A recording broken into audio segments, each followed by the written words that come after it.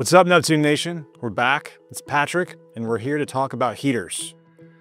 We've gone over a few different ways that heaters can be incorporated in your aquarium safely. The three pillars of Neptune Systems are monitor, control, protect. Heaters play into all three of those pillars. So let's kind of review a bit of what we've done and discussed before.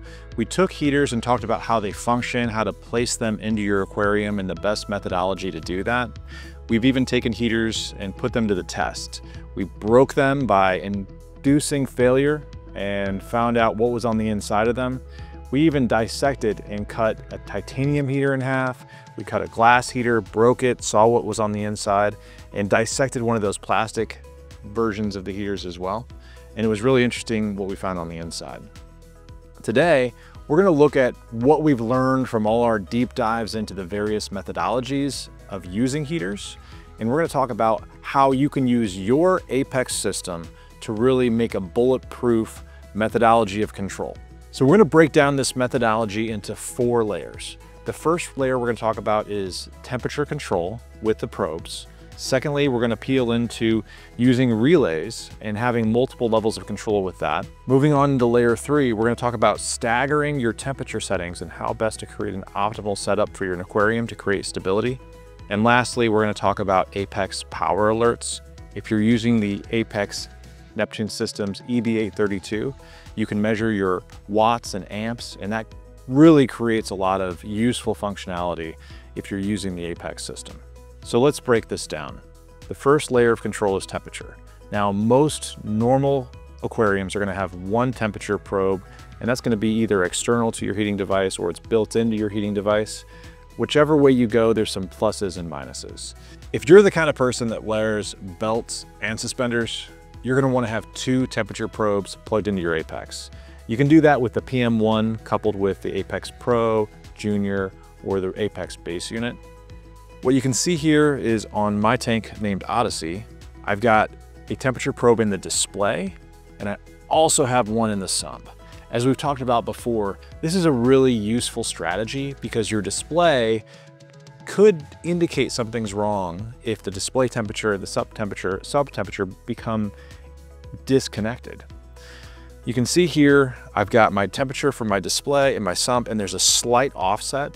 I would do well by actually calibrating the probes here. I don't have them calibrated because they're close enough and I can see them trending together. I can also set relative alerts based upon the calibration that exists, but this gives me a good idea if my temperature in the sump or the display is off. The scenario you want to watch out for is if you're traveling and then all of a sudden you see the display decrease in temperature while the sump stays the same. Depending on where you have your temperature probe and which one's controlling your heaters, you're going to see the temperature spike in the sump or even stay the same, and then the temperature in the display decrease. It means your return pump might be malfunctioning or not working optimally. The second layer of control is going to be related to relays and the functioning of your heater itself. The optimal setup is to have 2 backup controlling devices. So if you're using something with an internal temperature probe as well as an internal relay switch, whether it's a mechanical relay like the Eheim Jaeger heater or digital relay like commonly available ones from Seche. Level 2 of temperature control is going to relate to the number of relays that you've got in series. It's really good advice to be able to have double layers of control. So when you're using a heater such as this Jaeger heater, where you've got a mechanical control of the heating device, you can set the temperature to be kind of a maximum temperature of something you would never want to exceed and control that with the EB832 of Neptune. That's going to give you a lot of flexibility and ensure if the heater were for some reason stuck on or failed in the on state, you've got that second layer that might kick on and save your aquarium. Another option here is this Finex heater, where you're basically able to use a dial that's external to the heater to control that. Both of these have methods of temperature control. This one being a thermistor that's reading into this microcontroller, and this one being more of a bivalent metal, something that's actually deforming with the temperature of your aquarium.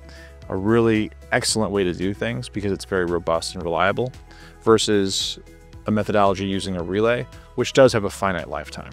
Both of these options pair very well with your EB832. You could use a method where you're controlling these devices using the EB832 and then creating a backup control inside of the heater itself. Or you can reverse that and set your controller to be your heater device. And then if the temperature were to increase beyond your set range, use the EB832 in your Neptune system as the backup. Both are reasonable ways to do it. It really depends on what you're more comfortable with in your setup at home. When you're controlling temperature of your aquarium, not only is this important for the inhabitants and keeping everything stable, but it's also important for other measurements that are being taken from the aquarium. I was surprised to see this, but there is a really direct correlation between the salinity probe from Neptune Systems and the temperature of my aquarium. So I'm going to show you guys here a little PowerPoint or some views of Apex Fusion where I can see exactly how this is correlating. So in this figure here, you can see our input log, and starting here in October at midnight on the left side of this graph, you can see my heater is cycling a lot. I'm probably cycling about 15 times per day. Now, the blue line here is the temperature of my sump, and you can see that up and down swinging. You know, we're somewhere between 78 and 79 degrees. That's where I've got my Apex set to trigger on at 78 and trigger off at 79. And you're getting a little bit of hysteresis just overshooting each side of that threshold.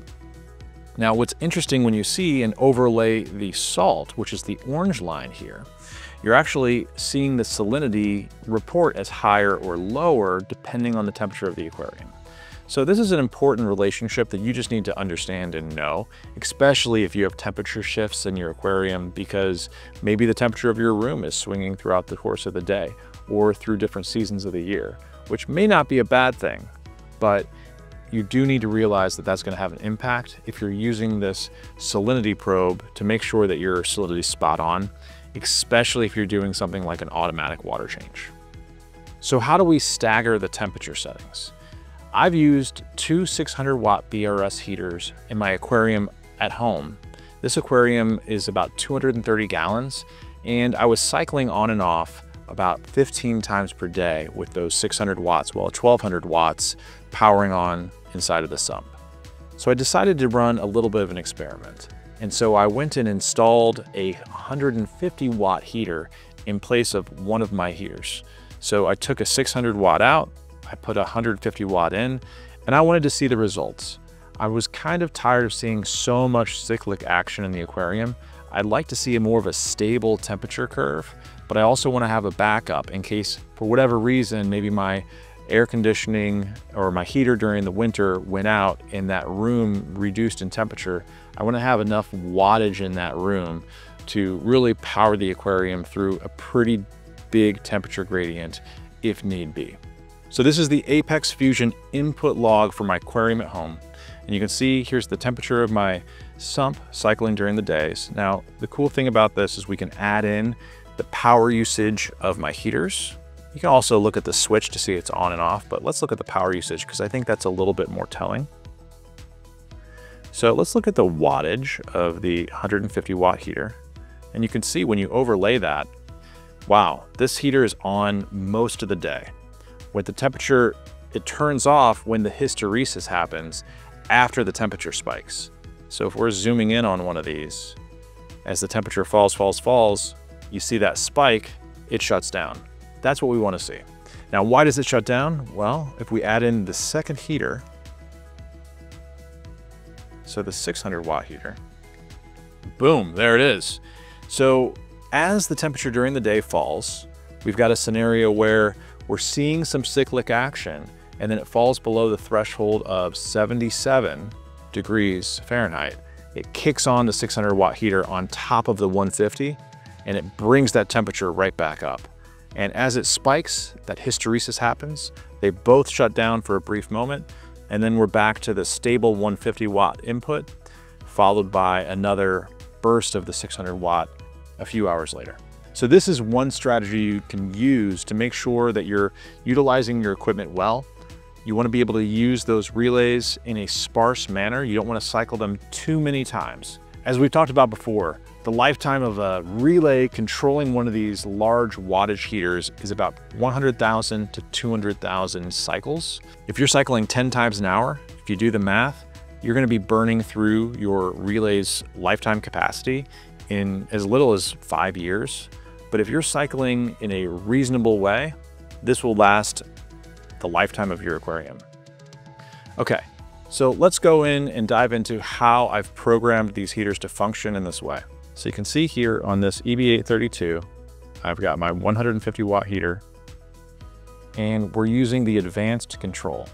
I've set my fallback to off, and when the temperature of the sump is below 78.6 degrees, it turns on, and then it turns off once it's hit 79.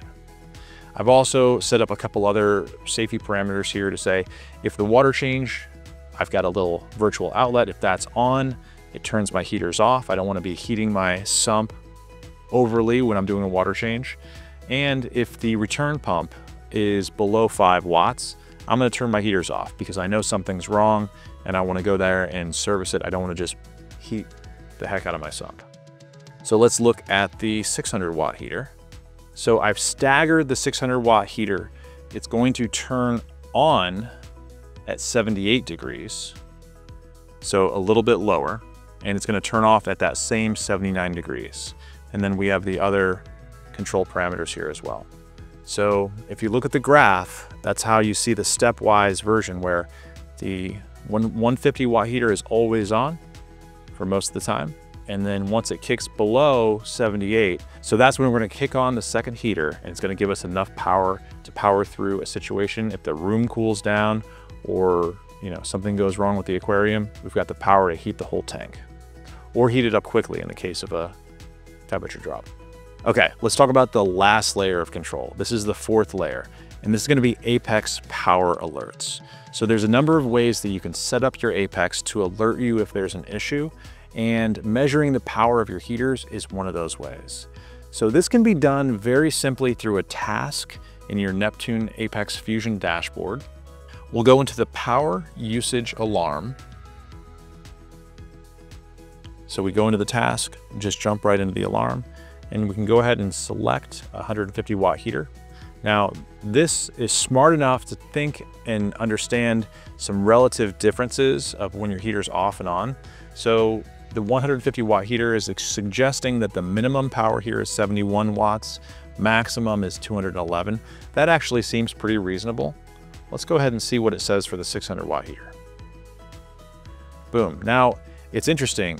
The minimum wattage here is 0 and the maximum is 343. So we can go ahead and adjust those ranges if they don't make sense. We'd probably want to set it up somewhere like 675. And let's just say right around 300, 308. So if we hit next, it tells you what it's going to do, and you send that configuration. Now, your heater's set up to set you a push alarm if it goes out of that zone, and it's smart enough to only send you that alarm when the heater's on. There are times if the outlet's off and the heater's supposed to be off, it's not going to alert you that it's 0 watts when the thing is supposed to be off. Now, if you're curious and you want to modify that setting that you've just created, we can go into the inputs section of the Fusion dashboard. And you can see right here, this column is the alarm. We've got an alarm set up on the 600 watt heater. If we go into the advanced tab, you can see when outside that range, we're going to receive an alarm. Now, I've actually set this up a different way. So those advanced Neptune Nation users out there, if you are a fan of virtual outlets, they open up a world of possibility for you. I like to think of the virtual outlet more as a methodology of grouping. And so I've set this up in a way that I want to have a little bit more advanced control. So we can see on the right-hand side here, I have alarm heat power. So this is a virtual outlet that you can create if you go to the outlet section. And I've set up the programming here to just specify the numbers and ranges that we've discussed earlier. I've set a little bit of a tighter range on the 600 watts and a fairly tight range on the 150 watt heater. And the fallback here is off. And if one of these conditions is true, it turns the virtual outlet on. Now, why would you want to do this? Well, For me, I want to be able to control different alarms. There's 2 different alarm states. If you've got your Apex, you've got the audible alarm, you've got the push settings, and you can control these settings individually. It gives you a little bit more flexibility. Now, let's say for whatever reason, I've plugged in my 600 watt heater to replace the 150 watt heater, and this alarm is going off. In that scenario, I can just go into this virtual outlet and change it from auto to off. That way it'll stay off. And if I want to test to see if it's working, I can pop it over to the on setting. This will turn the alarm on and it will send me a push notification to my phone and to my iPad.